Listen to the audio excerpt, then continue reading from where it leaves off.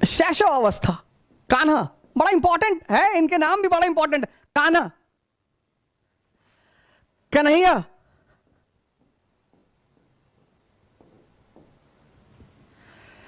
कृष्ण, योगेश्वर,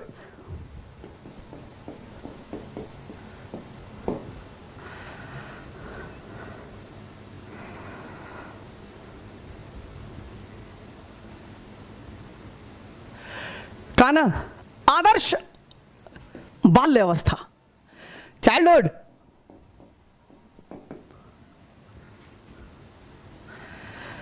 कन्हैया, शैशव अवस्था, शैशव, कान्हा, आदर्श,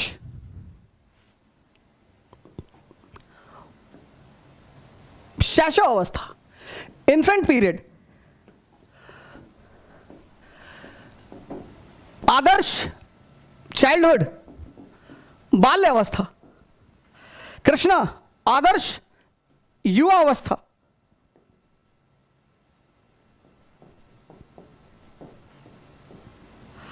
और योगेश्वर आदर्श जीवन।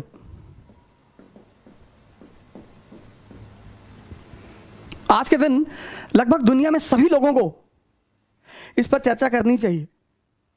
आज आप देखो हमारे घरों में बचपन से प्रेशर, बचपन से महाभारत सीरियल है, कृष्ण के ऊपर सीरियल है। आज तो किसी को पढ़ने की जरूरत ही नहीं, इतने सारे सीरियल हैं। आप कृष्ण की इन्फेंट अवस्था देखो, आप कृष्ण की बाल्य अवस्था देखो।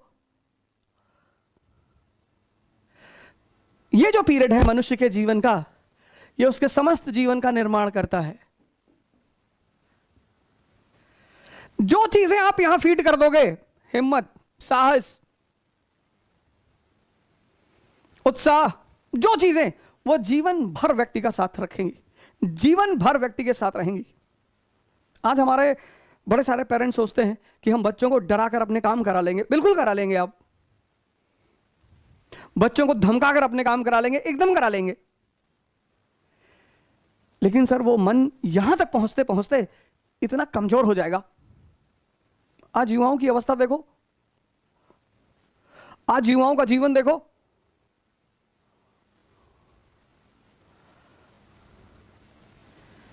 जब इस चरण में जहां निर्माण है, निर्माण, आदर्श इन्फेंट पीरियड, आदर्श चाइल्डहुड, बालकाल, खेल रहे हैं, कूद रहे हैं, बदमाशी कर रहे हैं। पर मां यशोदा तो एक आदर्श मां है। शिक्षा, उच्चतम आदर्श शिक्षा, और इस नींव पर इस महान व्यक्ति का निर्माण हुआ। अब ये सारी कहानी समझने के लिए, ये सारी कहानी जानने के लिए, इन सूत्रों को जानने के लिए बड़ी सारी, भगवत गीता तो भगवान कृष्ण ने खुद ही कही, उसके न जाने कितने रूप, न जाने कितनी कमेंट्रियां पढ़ी हुई है बाहर। लेकिन एक किताब शुरू से मेरी ये आदत रही, मैं जब से पढ़ाई शुरू किया मैंने, तब से मेरी आदत रही, मैं हमेशा ऐसी किताब को ढूंढता था जो सरल भाषा में हो, हमेशा। जैसे एंशिएंट इंडिया, मैंने उसकी एक हिंदी मीडियम की किताब पढ़ी, झा श्रीमाली।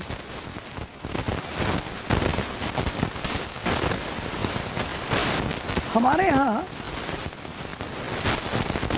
यहां भारत में आमतौर पर जो किताबें बहुत क्लिष्ट होती, क्लिष्ट, उनको लोग अच्छा मानते हैं। जिनको बहुसंख्यक लोग पढ़ के समझ ना पाए, उनको लोग अच्छा मानते हैं। किताबें बुरी होती ही नहीं, किताबें बुरी होती ही नहीं। या तो वो क्लिष्ट होती हैं या वो सरल होती हैं। अब क्लिष्ट भाषा जो है वो सब दिमाग को समझ में नहीं आएगी, इसलिए किताबें हमेशा ऐसी होनी चाहिए जो सरल भाषा में हो।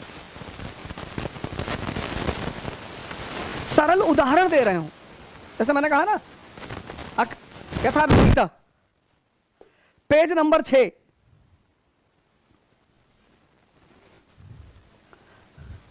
अब बड़े सारे लोग द्वंद्व में पड़ जाते हैं।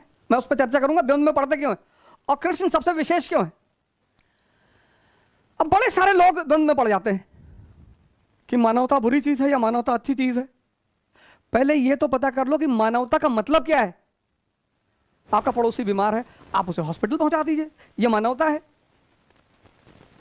बड़े सारे युवा जो तैयारी कर रहे हैं, पढ़ रहे हैं, विशेषकर मैं उनकी चर्चा कर रहा हूं। आपका रूम पार्टनर बीमार है, आप उसे हॉस्पिटल पहुंचा दीजिए, आप उसकी यथास्थिति मदद करिए, ठीक करा के घर लाइए, यह मानवता है।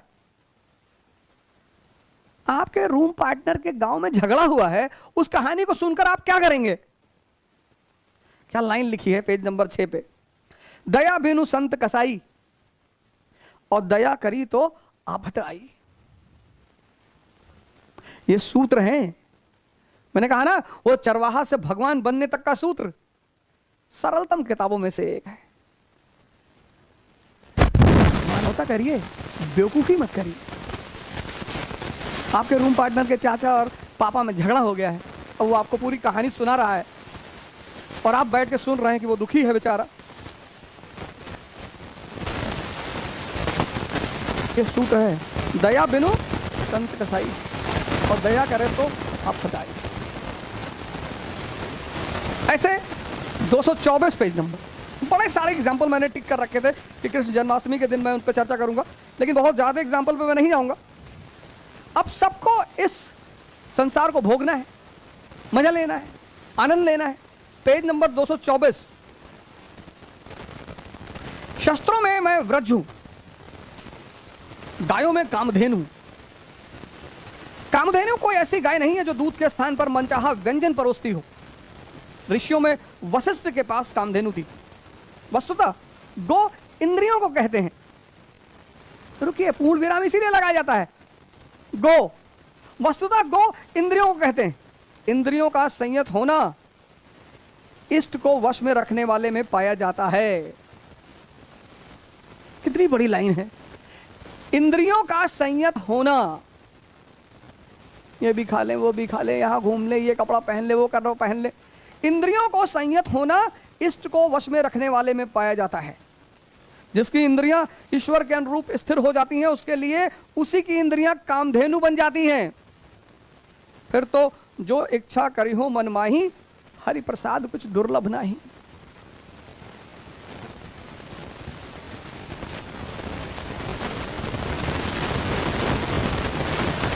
फॉर्मूला, इंद्रियां संयमित कैसे होंगी, उसका क्या तरीका है? उन सारे सूत्रों पर, उन सारे फॉर्मूलों पर इस किताब में सबसे सरलतम ढंग से चर्चा की गई है। सारी किताबों में चर्चा की गई है, बहुत सारी किताबों में। गीता एकमात्र किताब नहीं है, बाइबल भी है, आदि ग्रंथ भी है, कुरान भी है, रामायण रामचरितमानस भी है, बड़ी सारी किताबों में चर्चा की गई है।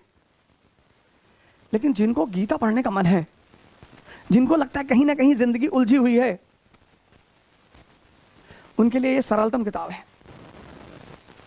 क्योंकि हर आदमी को अपने जीवन में इस उद्देश्य को पूरा करना है।